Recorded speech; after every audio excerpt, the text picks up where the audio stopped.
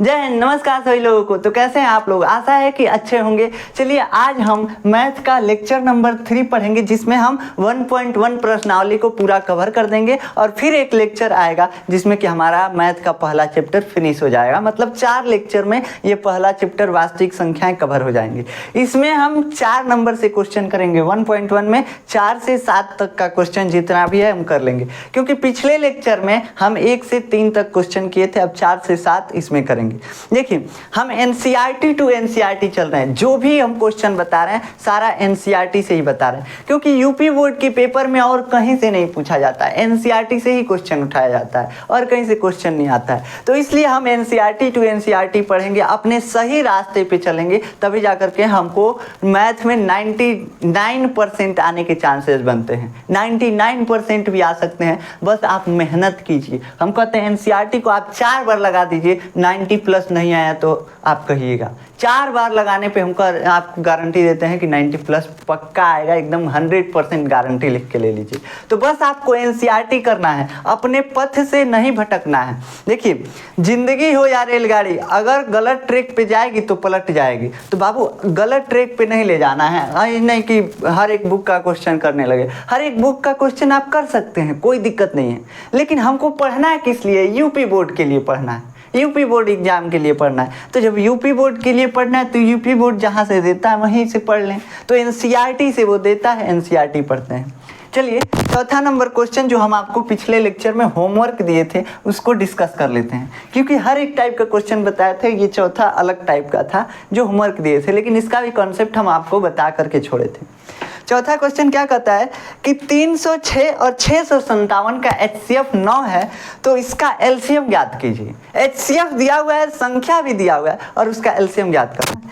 तो हम बताए थे अगर दो संख्याएं दी हुई हों तो उनका गुणनफल, मान लीजिए संख्या 1 और संख्या 2 का गुणनफल इनके LCM और गुणे HCF के बराबर होता है। HCF के बराबर होता है। ये हम दूसरा क्वेश्चन भी किए थे, है कि नहीं? तो हम बताए थे कि अगर दो नंबर दिया हो तो उन दोनों नंबर का गुणनफल, उन दोनों संख्याओं का गुणनफल उनके LCM और HCF के गुणनफल के बराबर होता है। जैसे कि 4 और 2 का LCM अगर निकालें तो 4 का क्या आएगा? 4 का अभाज्य गुणनखंड पहले निकालेंगे तब तो LCM HCF निकाल सकते हैं। तो 2 गुणे 2 और 2 का क्या आ जाएगा? 2 गुणे 1, है कि नहीं? तो अब इसका अगर हम क्या निकालें? LCM, 4 और 2 का LCM निकालें तो क्या आ जाएगा? यहाँ पे HCF आ जाएगा 2। HCF कितना आ जाएगा? 2। जो कॉमन होता है वही HCF होता है, हम पिछले लेक्चर में आपको बताए थे। तो जो कॉमन है वही HCF है। LCM कैसे निकालते हैं ये भी बताए थे पिछले लेक्चर में। LCM कैसे निकालते हैं? जो कॉमन है उसको एक बार और जो बचा उसमें गुणा कर दीजिए। जो कॉमन है 2 एक बार, मतलब जो कॉमन है एक बार लिखिए, उसके बाद जो बचा उसमें गुणा कर दीजिए, 2 गुणे 1। ठीक, तो अब कितना बचा? ये 1 2, ये 1 2 और ये। ठीक, जो कॉमन है, जो दोनों में उभयनिष्ठ है, जो दोनों में एक जैसा है, वो HCF होता है। और इसी को जो कॉमन है उसको एक बार लिख के और जो बचा उसमें गुणा कर देंगे तो LCM निकल जाएगा। तो देखिए जो उभयनिष्ठ है, जो कॉमन है वो HCF, और जो कॉमन है उसको एक बार लिखिए और जो बचा उसमें गुणा कर दीजिए तो LCM। ठीक, तो 2 दूना 4 LCM, मतलब कि HCF 2 आया और LCM 4 आया। HCF 2 आया और LCM 4 आया। तो हम कहते हैं कि 4 और 2 ये जो संख्याएं थी इनका गुणा करते हैं तो किसके बराबर आएगा? HCF गुणे LCM। HCF कितना है? 2 और गुणे LCM कितना है? 4। तो 2 गुणे 4, 4 दूना यहाँ पे भी 8 हो जाएगा, यहाँ पे भी 8 हो जाएगा। तो ये क्या होता है? ये सिद्ध होता है। यहाँ पे हम पिछले लेक्चर में आपको बताए भी थे करके, दूसरा क्वेश्चन आपको इसी पे आधारित दिया हुआ था। अब ये क्वेश्चन हमारा चौथा क्वेश्चन क्या कहता है? किसका दिया हुआ है? 306 और 657 का। इसको भी सेम वैसे ही करेंगे। क्या दिया हुआ है? HCF दिया हुआ है, LCM निकालना है। देखिए पहले अगर कोई भी क्वेश्चन करना हो, पहले लिखिए दिया है। क्या बाबू? दिया है। क्या दिया हुआ है? HCF दिया हुआ है, HCF। किसका दिया हुआ है? 306 और 657 का HCF कितना दिया हुआ है? 9 दिया हुआ। अब इसका LCM निकालना है। LCM, अगर इसका LCM निकालना है तो हमको फार्मूला मालूम है कि 306 गुणे 657 अगर करते हैं तो ये किसके बराबर आता है? LCM गुणे HCF, इसी के तो बराबर आता है बाबू। दोनों संख्याओं का गुणनफल HCF गुणे LCM के बराबर आता है। अब हमको जो जो मालूम है उसका मान रख देते हैं। जैसे ये दोनों संख्याएं मालूम थी, इनका मान रख दिए 306 गुणे 657। क्या निकालना है हमको? LCM गुणे HCF हमको तो दिया हुआ है, क्या दिया हुआ है? 9 दिया हुआ है HCF, तो 9 HCF की जगह पे रख देते हैं। अब देखिए तरीका क्या होता है, तरीका ये होता है कि जो इधर गुणे में है अगर इक्वल टू के दूसरे तरफ जाता है, अगर बराबर के दूसरे तरफ कोई भी संख्या भेजेंगे तो गुणे में है तो भागे में चला जाएगा, अब भागे में है तो गुणे में। तो यहाँ पे क्या है? 9 इधर LCM के गुणे में है। अगर इसको बराबर के इधर भेजना है, क्योंकि हमको LCM निकालना है, तो LCM को एक तरफ कीजिए। LCM का मान निकालना है तो ये एक तरफ रहेगा और सारी संख्याएं एक तरफ रहेंगे, तो वही कर रहे हैं। ये 9 इधर गुणे में है, इसको इधर भेजिए। कहाँ भेजेंगे बाबू? हमको क्या निकालना है? LCM निकालना है ना, तो LCM एक तरफ रहेगा। तो अब क्या करते हैं? 306 गुणे 657 और ये 9 इधर गुणे में इधर आ गया, भगे में मतलब बट्टे में 9 इधर आ गया, बराबर LCM। मतलब LCM इसके बराबर है। LCM अब जो भी आएगा इसको सॉल्व कर देंगे, आ जाएगा। क्या किए हैं? दोनों संख्याओं का गुणा किए हैं, LCM गुणे HCF किए हैं। इधर 9 गुणे में था, इधर भागे में भेज दिए, बस इतना ही किए हैं। कैलकुलेशन है और फार्मूला है और कुछ भी नहीं। 9 से काटिए, 9 से काटेंगे तो क्या हो जाएगा? 9 से काटेंगे तो 9 से 63, कितना आया? 9 से 63, 2 बचा 27, ये पूरा पूरा कट जाएगा। 9 से 63 और कितना हुआ? 3 बचा, 9 से 63 2 बचा 27 हुआ, तो 9 3 27, यानी 73 बार में ये पूरा पूरा कटेगा। अब 73 से 306 में गुणा कर दीजिए। 306 गुणे 73 बराबर कितना आ गया? LCM के 9 से तो 657 कट गया, कितने बार में? 73 बार में। 9 खत्म हो गया, 657 भी खत्म हो गया। अब 657 की जगह पर कितना बचा? 73। अब 73 का गुणा अगर 306 में करते हैं आप, तो ये कितना आता है हम आपको डायरेक्ट बता देते हैं, क्योंकि कैलकुलेशन करेंगे तो टाइम लगेगा। कितना आता है? 22,338। कितना आता है? 22,338। ये LCM हमारा आ जाएगा, यानी लौसा आ जाएगा। मौसा दिया हुआ था 9, अब लौसा निकाले तो 22,338 आया हमारा क्या? लौसा। और यही इस क्वेश्चन का आंसर हो जाएगा। लिख देंगे LCM बराबर 22,338। ये हमारा इस क्वेश्चन का आंसर हो जाएगा। ठीक, तो आशा है कि आपको चौथा क्वेश्चन जो होमवर्क दिए थे वो समझ में आया होगा। चलिए अब अगला क्वेश्चन करते हैं।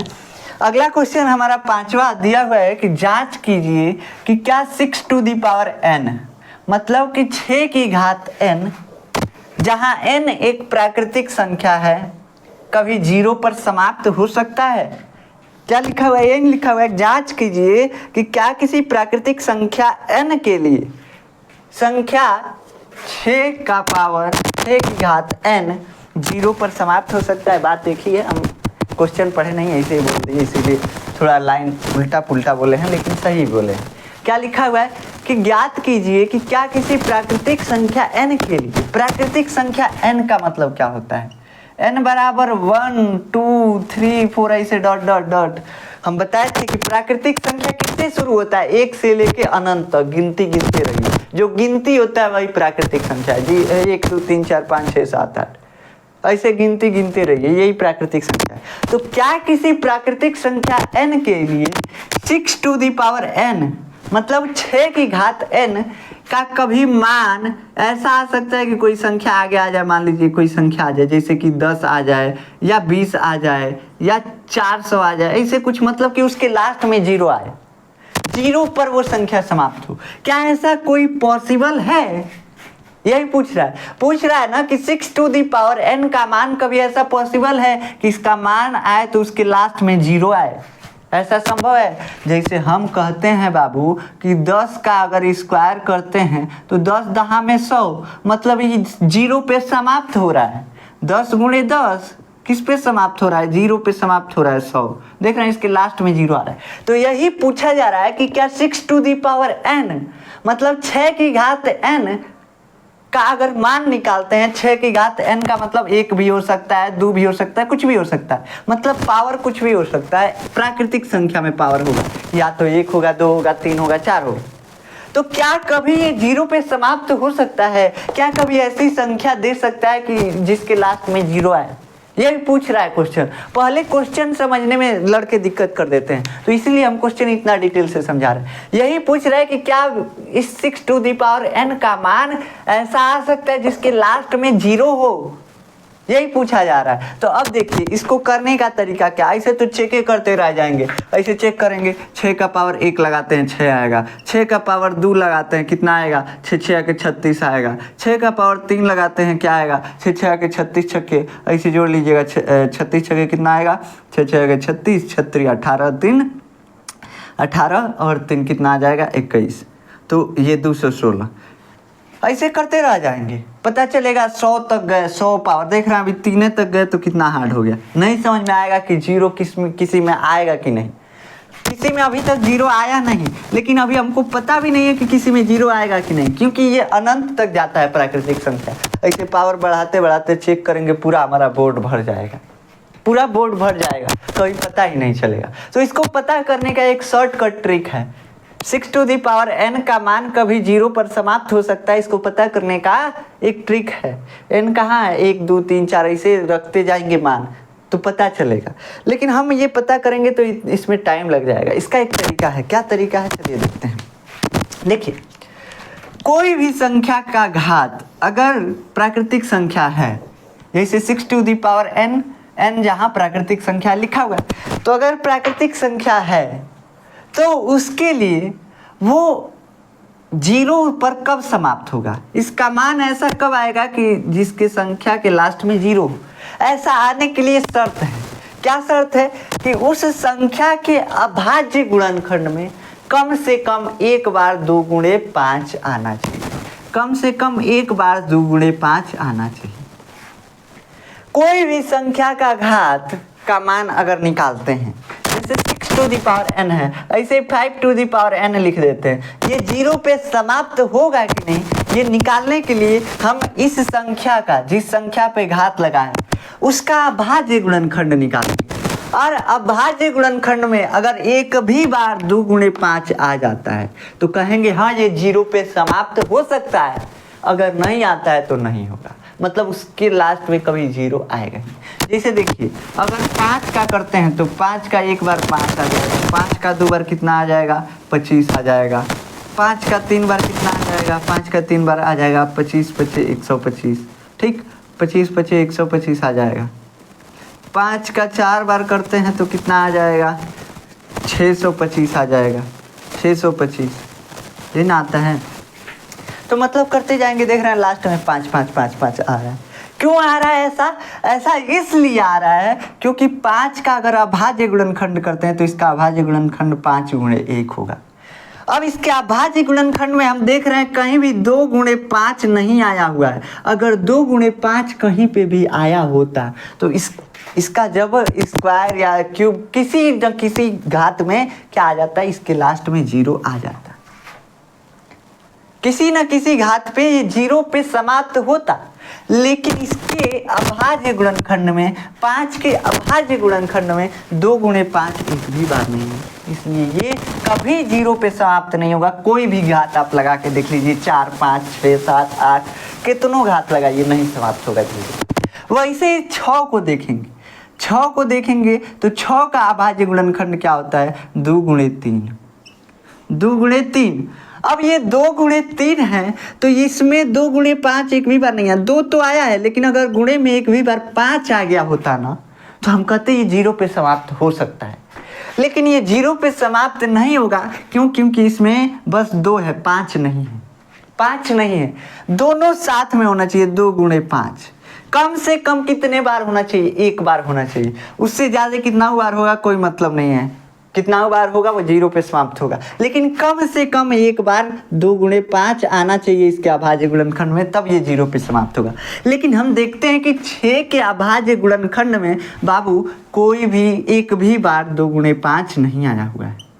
अगर इसके अभाज्य गुणनखंड में 2 गुणे 5 एक भी बार नहीं आया हुआ है तो हम कह देंगे 6 टू दी पावर n कभी 0 पे समाप्त नहीं होगा, कभी 0 पर समाप्त नहीं होगा, समाप्त नहीं होगा, नहीं होगा। क्यों नहीं होगा? क्योंकि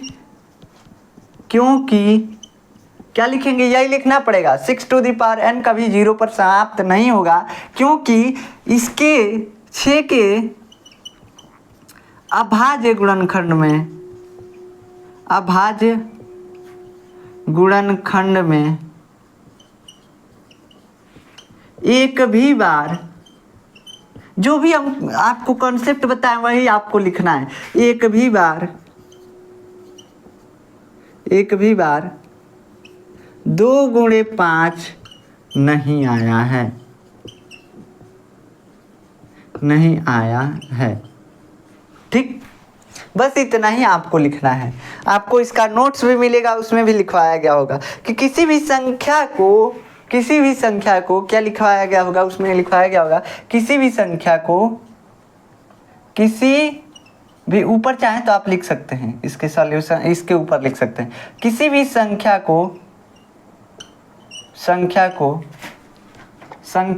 मान लेते हैं हम x टू दी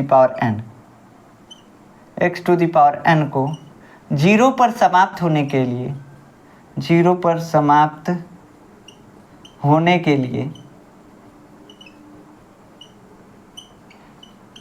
उसके अभाज्य गुणनखंड में, उसके अभाज्य गुणनखंड में कम से कम एक बार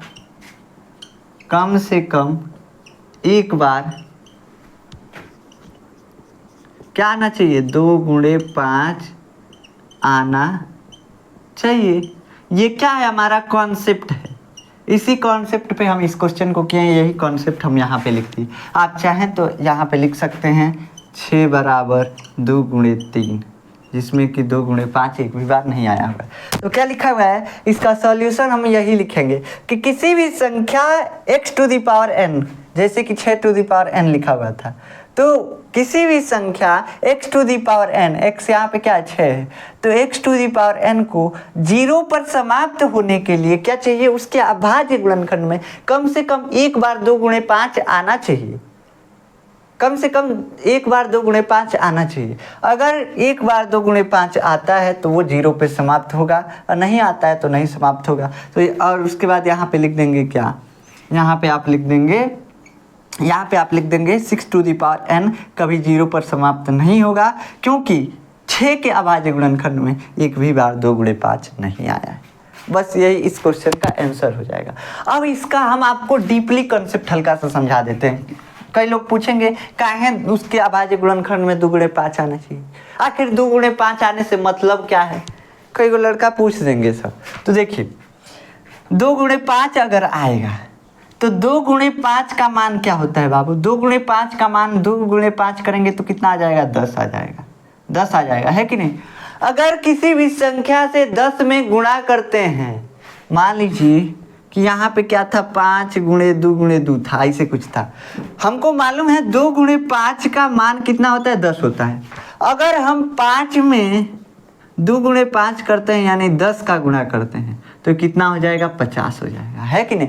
तो 2 गुणे 5 का मतलब ही है 10, 2 गुणे 5 का मतलब ही है 10। और अगर किसी संख्या में 10 से गुणा होता है तो उसके लास्ट में 0 आ जाता है। जैसे यहाँ पे 5 में 10 से गुणा हुआ है, इसके लास्ट में 0 आ गया। वैसे ही 11 के लास्ट में अगर 10 से गुणा कर दें कितना आ जाएगा? ये कितना आ जाएगा? 110 आ जाएगा, है कि नहीं? तो किसी भी संख्या में 10 से गुणा करने पर उसके लास्ट में 0 आ जाता है, 0 पर वो समाप्त हो सकती है।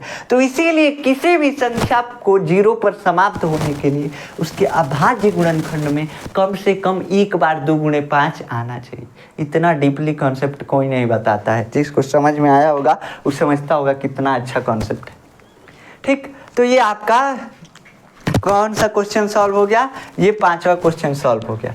चलिए अब हम आगे चलते हैं, 6ठा क्वेश्चन सॉल्व करते हैं। 6ठवां क्वेश्चन क्या बोल रहा है की संख्या व्याख्या कीजिए कि क्या 7 गुणे 11 गुणे 13 प्लस 13 और 7 गुणे 6 गुणे 5 गुणे 4 गुणे 3 गुणे 2 गुणे 1 प्लस 5 भाज्य संख्याएं हैं, अगर हैं तो क्यों है, यही पूछा जाता है। देखिए व्याख्या करने के लिए बोल रहा है, हमको तो मालूम है कि ये भाज्य संख्या है, लेकिन व्याख्या करने के लिए बोल रहा है, तो एक बार हम व्याख्या कर देते हैं। एक का हम आपको सॉल्यूशन बताएंगे, एक आप खुद करेंगे। पहला संख्या क्या है, पहला दिया हुआ है 7 गुणे 11 गुणे 13 प्लस 13, 7 गुणे 11 गुणे 13 और प्लस 13, इसको हम सॉल्व करते हैं। और दूसरा जो क्वेश्चन दिया हुआ है उसको आप सॉल्व करेंगे। देखिए ये भाज्य संख्या है, ये तो हमको मालूम है, लेकिन कैसे है इसको ज्ञात करते हैं। देखिए इन दोनों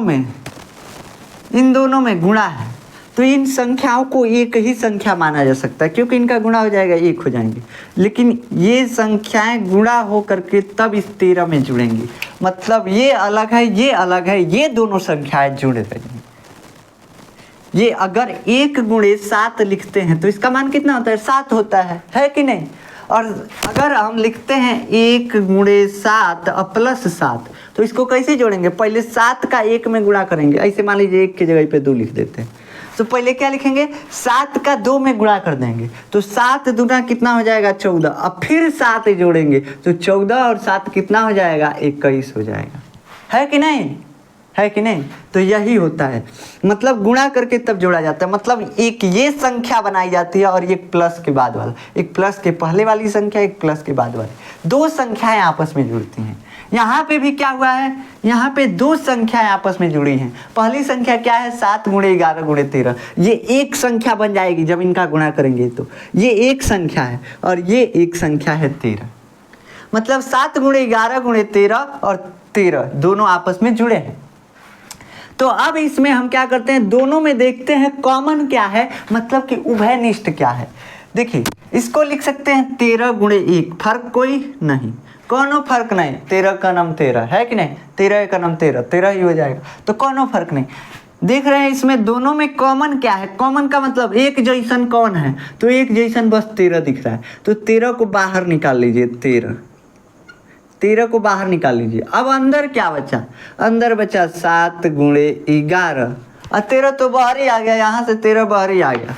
अब क्या बचा प्लस 13, यहाँ पे था, ये भी 13 बाहर ही आ गया, क्योंकि दोनों संख्या में से हम 13 कॉमन निकाले हैं। कॉमन का मतलब जो भी उभयनिष्ठ है दोनों में, जो भी एक जैसा है उसको बाहर निकाल दो, तो बाहर निकाल लिए। तो यहाँ पे क्या बचा, 13 तो बाहर ही गया, बचा क्या है, 1 बचा है कि नहीं। तो अब क्या बचा, 7 गुणे 11 प्लस 1।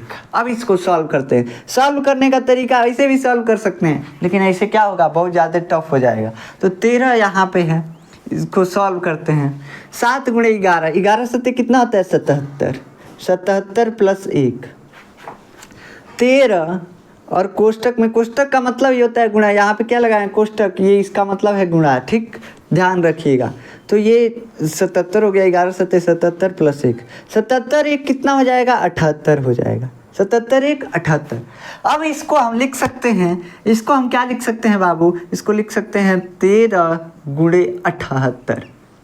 अब कुछ दिख रहा है, अब दिख रहा है कि हाँ ये संख्या किससे विभाजित है, 13 से भी विभाजित है, 78 से भी विभाजित है, और 78 हमको मालूम है 2 से भी विभाजित है, 4 से भी विभाजित है। किससे विभाजित है, 2 से विभाजित है 78, 4 से देख लिया जाए, 4 एक नाम 4, 3 38, 4 नहीं 38, 4 8 32, 4 9 36, नहीं 4 से विभाजित नहीं है, हाँ 2 से भी विभाजित है। तो ये संख्याएं जो हैं मतलब इससे विभाजित हैं, 13 गुणे 78 ये संख्या है। तो अब लिख सकते हैं अतः यह संख्या 13, ऐसे पहले लिखिए तो मालूम है 78 2 से विभाजित हो सकता है।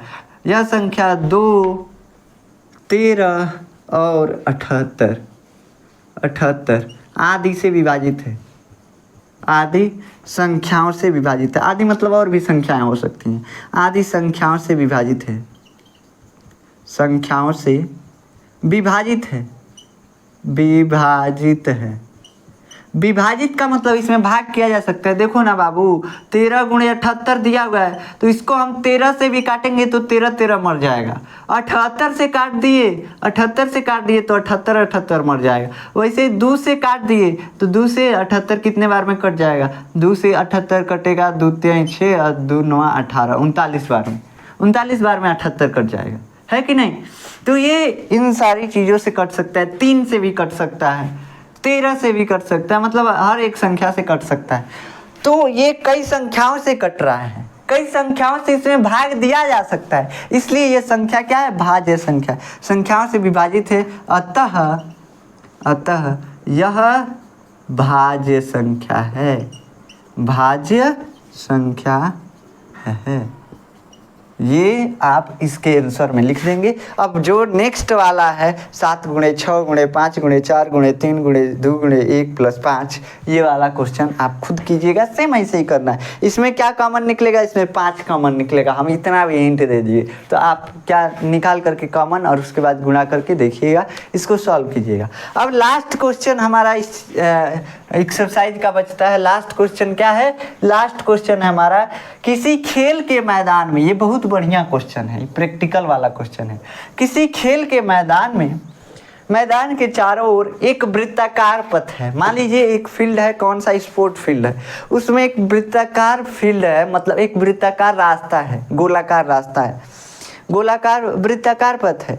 इस मैदान का एक चक्कर लगाने में सोनिया को 18 मिनट लगते हैं, जबकि इसी मैदान का एक चक्कर लगाने में रवि को 12 मिनट लगते हैं, है कि नहीं? यहाँ पे रवि फास्ट है, सोनिया थोड़ी स्लो है। तो रवि फास्ट है, 12 मिनट में एक चक्कर काट लेता है, सोनिया 18 मिनट लगाती है। जब ये दोनों एक समय पर एक ही स्थान से एक ही दिशा में चलना प्रारंभ करते हैं तो कितने समय बाद वे पुनः उसी स्थान पर मिलेंगे? देखिए ये रास्ता है, ऐसे गोल रास्ता है, ऐसे गोल रास्ता है। यहाँ पे दोनों खड़े हैं, रवि और सोनिया। कौन कौन से खड़े हैं? रवि और सोनिया। दोनों को हम मान लीजिए 10:10 पे छोड़े, कहा चलो दौड़ो, तो 12 मिनट बाद रवि जो है फिर से यहाँ पे आ गया, 12 मिनट बाद, मतलब कि 10:22 पर रवि आ गया। और सोनिया कब आई? सोनिया 18 मिनट में आई। 18 मिनट का मतलब 10:28 पे आई। तो ये इतने स्पीड से चक्कर लगा रहे हैं, इनका स्पीड दिया हुआ है हमको। पूछ रहा है कि ये कितने देर बाद पुनः यहाँ पे मिलेंगे। ये चक्कर काट रहे हैं सब, ये नहीं कि चक्कर पूरा करके रुक गए, सब काट रहे हैं, सब चक्कर कई बार चक्कर लगा रहे हैं। पूछ रहा है कि कितने समय बाद ये दोनों इसी बिंदु पे पुनः मिल जाएंगे।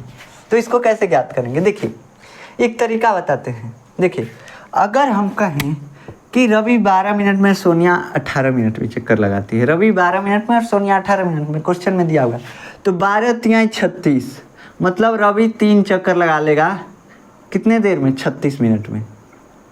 और 18 दूना 36 क्या होता है बाबू? 18 दूना 36, मतलब देखिए 36 मिनट में रवि तीसरा चक्कर पूरा करके यहाँ पे आ गया रहेगा, तीसरा चक्कर पूरा करके यहाँ पे आ गया रहेगा जहाँ से चला हुआ था।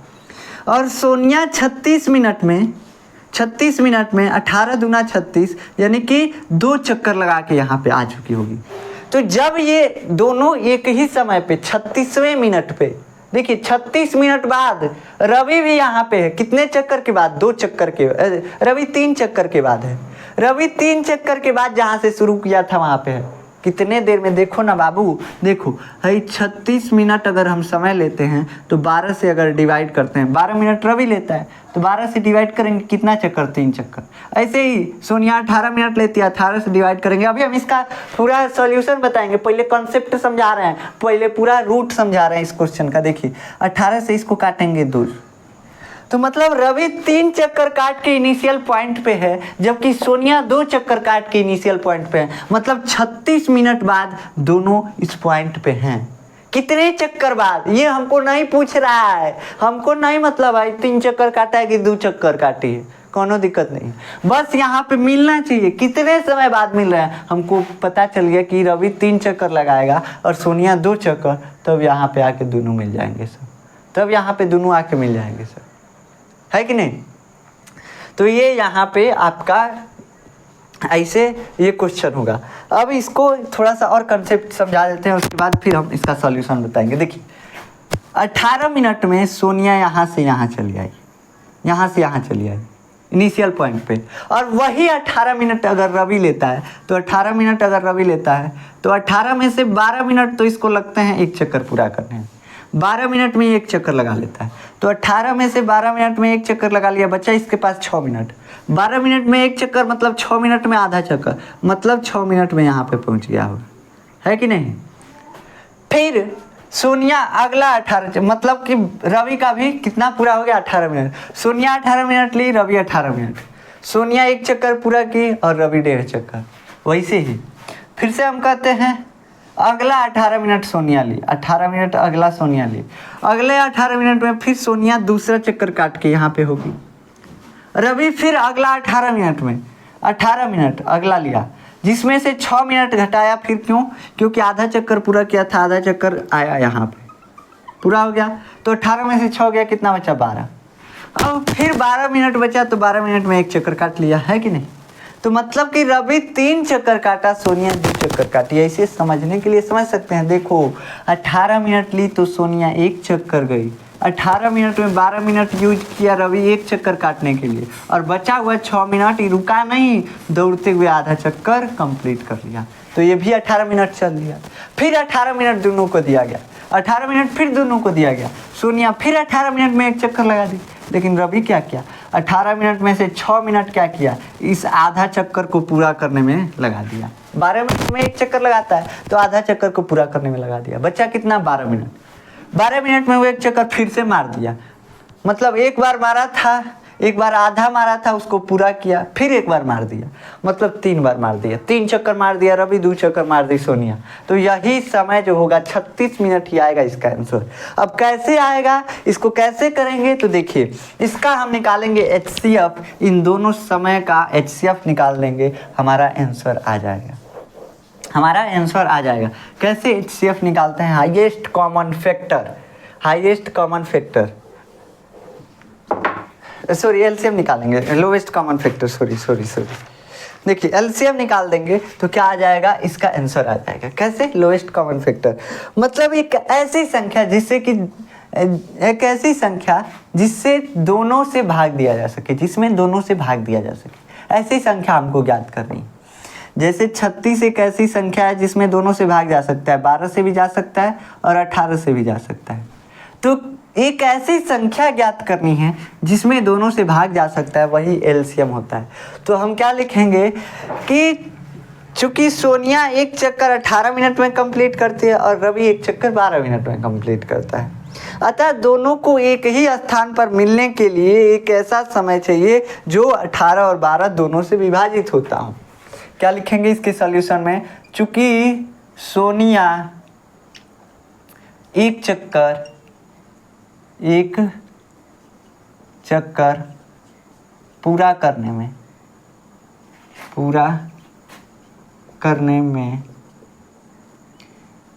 समय कितना लेती है, समय लेती है 18 मिनट, ये थोड़ा सा स्लो है। और रवि कितना लेता है, रवि एक चक्कर पूरा करने में समय कितना लेता है, 12 मिनट लेता है, 12 मिनट लेता है। अतः ये दोनों प्रारंभिक स्थान पर उस समय पर मिलेंगे जो समय दोनों संख्याओं से विभाजित हो। अतः ये दोनों प्रारंभिक स्थान पर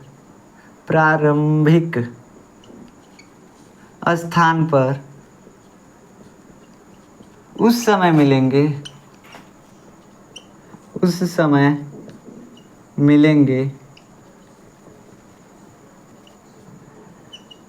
जो 18 और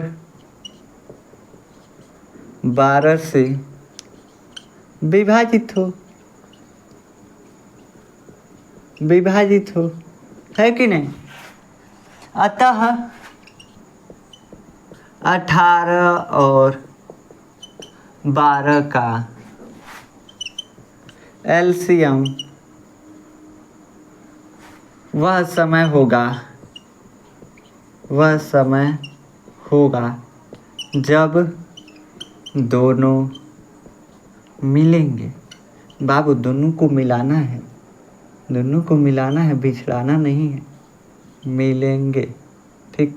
तो क्या निकालेंगे हम? एलसीएम निकाल देंगे। किसका किसका? 12 और 18 का। देखिए बस अगर एलसीएम निकालना हो तो उसका तरीका होता है 12 और 18 को साथ साथ लिखिए, ऐसे खींचिए और छोटी से छोटी संख्या से भाग देते जाइए इसको। देखिए 2 से भाग देते हैं इसमें, 2 छक्के 12 और 2 9 18। फिर 2 से काटिए, 2 से काटिए। एलसीएम अगर बस निकालना हो तो उसके लिए तरीका बता रहे हैं, कामा लगा के संख्याओं को लिख दीजिए और उसको काटते जाइए। एचसीएफ निकालना हो तो अभाज्य गुणनखंड करना ही करना है।